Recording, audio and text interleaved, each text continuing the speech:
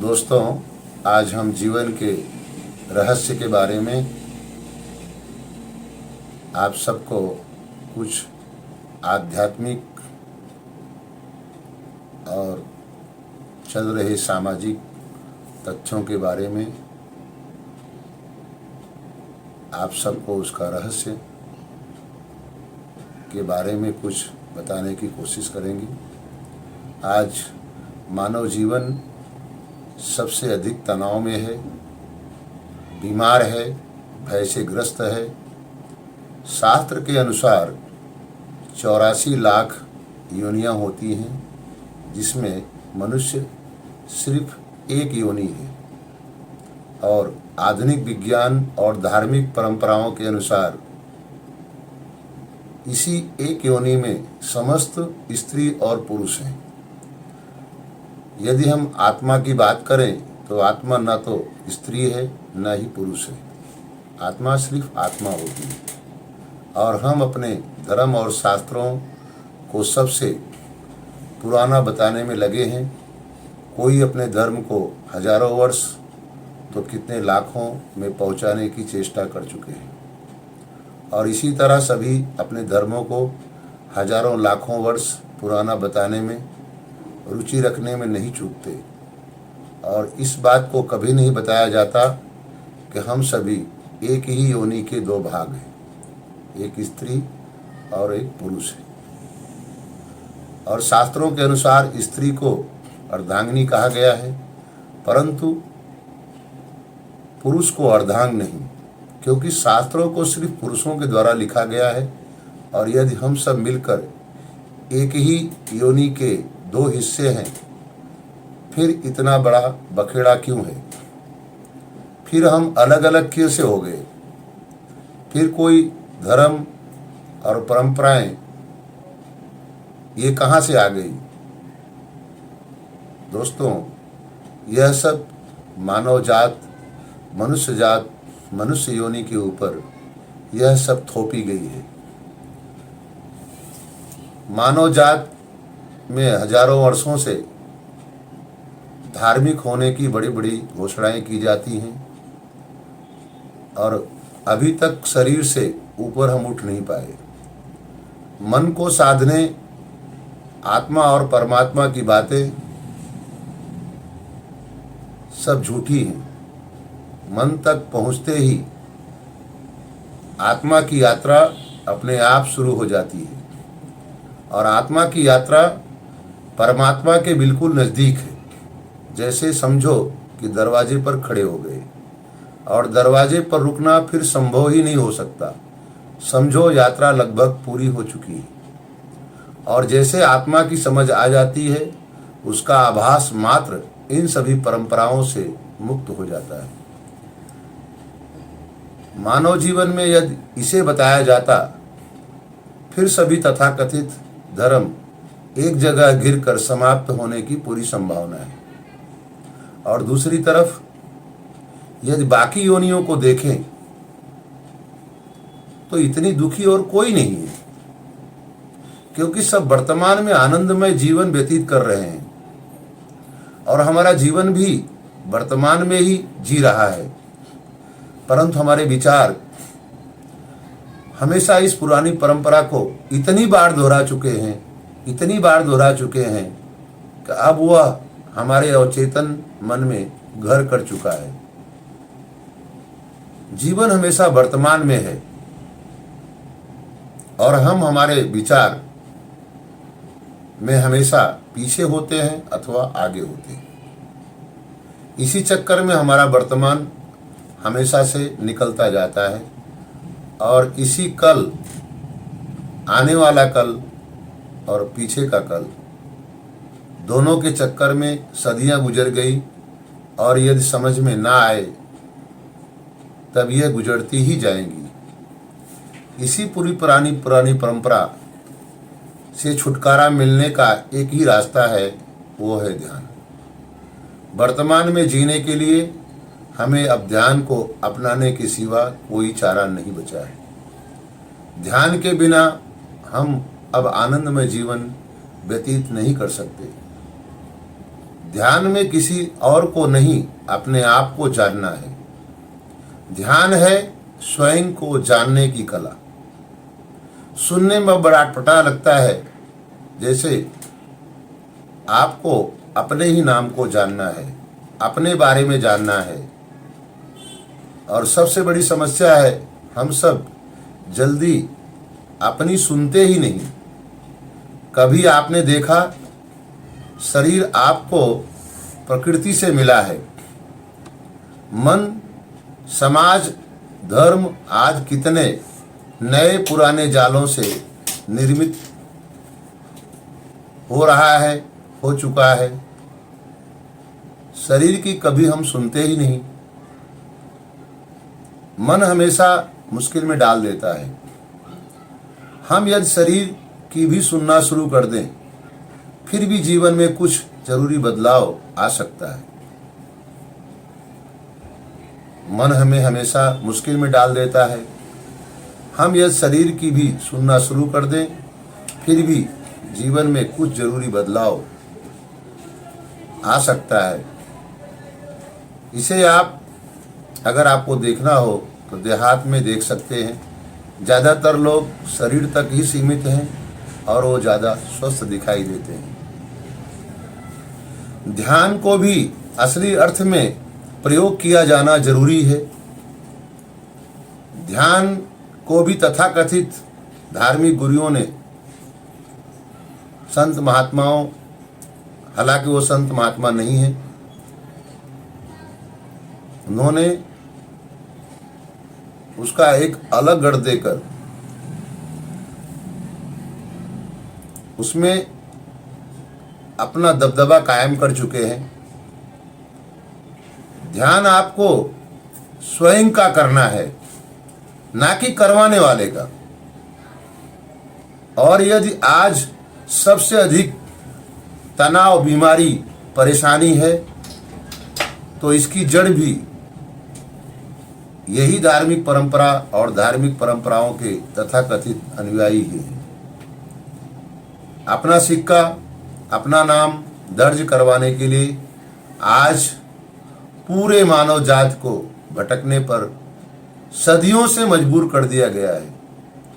और यह आनंदमय जीवन को भटकाने में किसी विशेष धर्म और संप्रदाय का भाग नहीं है, इसमें लगभग सभी शामिल हैं। और आज के संदर्भ में एक नया रिसर्च निकलकर सामने आया है। अब लगभग राजनीति भी इसी के सहारे चमकाई जा रही है।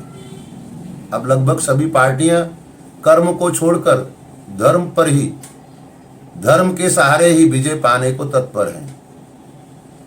सबसे आगे अब वही होगा जो धर्म के नाम पर गुमराह करने में सबसे ज्यादा प्रचार प्रसार कर पाए।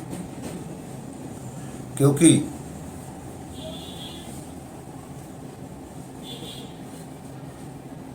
आज के समय में यह मानव जात की सबसे बड़ी कमजोर नस हो चुकी है। धर्म के नाम पर, संप्रदाय और जाति के नाम पर किसी को उत्तेजित करना और कोई भी काम करवाने में यह कुशल राजनेता जान चुके हैं। और अब इसी राज को अपनाने लगे हैं। उस विराट संपत्ति जो आपके अंदर है, जिसकी आपको जरूरत है, जानने की जरूरत है, उसी विराट संपत्ति की आड़ में सभी को भटकाने में समर्थता को अब सब अपनाने लगे हैं। और जैसे आज बड़े से बड़े धार्मिक तथाकथित धर्मगुरु की हालत आज खराब देखी जा रही है, ठीक इसी तरह धर्म के नाम पर व्यापार और राजनीति हो रही है। इसलिए अब यह खत्म होने के कगार पर है। प्राथमिक जरूरतों को पूरा करने के बजाय यह सबसे सटीक सार्थक प्रयास समझने लगे हैं। परंतु यह फंडा अब धीमे धीमे पुराना हो रहा है। आज भी मित्रों, असली कहीं न कहीं जरूर जिंदा है। इसलिए यह चल रहा है।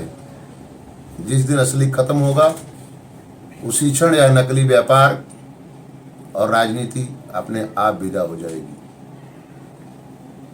मित्रों, आज हम 21वीं सदी के वैज्ञानिक युग में जी रहे हैं। आज हम बहुत जल्द ही शरीर की जरूरतों को पूरा कर लिए हैं। आज मन की जरूरतों को भी लगभग पूरा किया जा चुका है। और मेरा मानना है, और ये आध्यात्मिक वैज्ञानिक भी कह रहे हैं, कि 45 और 50 साल के बाद यदि आपको सही रास्ता ना मिले तो आप बड़ी से बड़ी बीमारियों का शिकार होते हैं। बड़ी से बड़ी बीमारियां आपके मन से संबंधित हैं।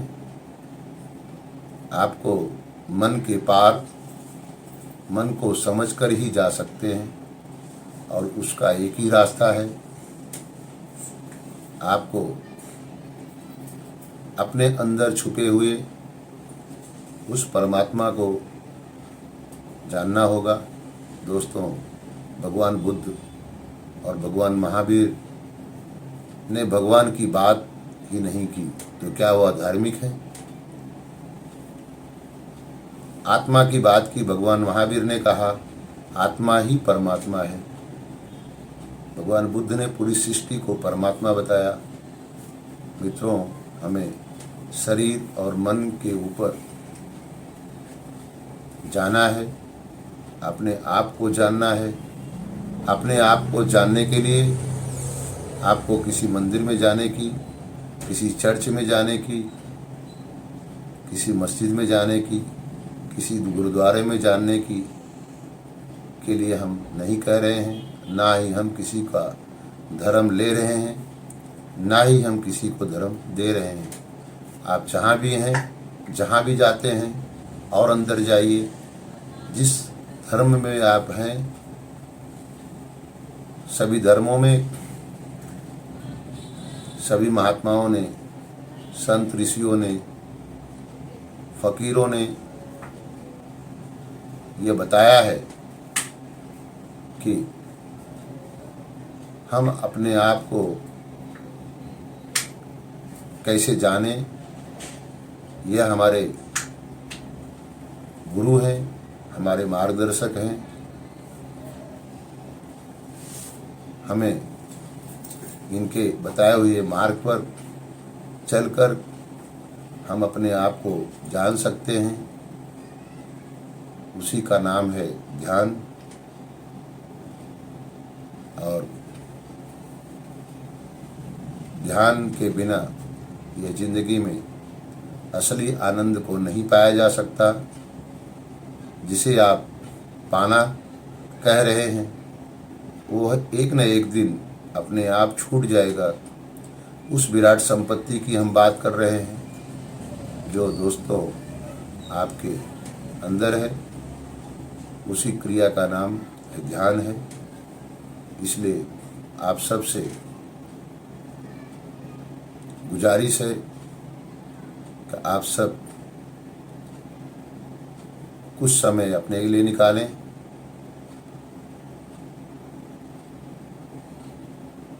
और ध्यान का मतलब होशपूर्वक जीना है, अपने आप को जानना है, अपने आप में स्थिर होना है।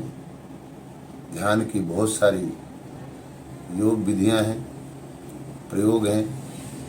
आप जो भी प्रयोग कर रहे हैं उसे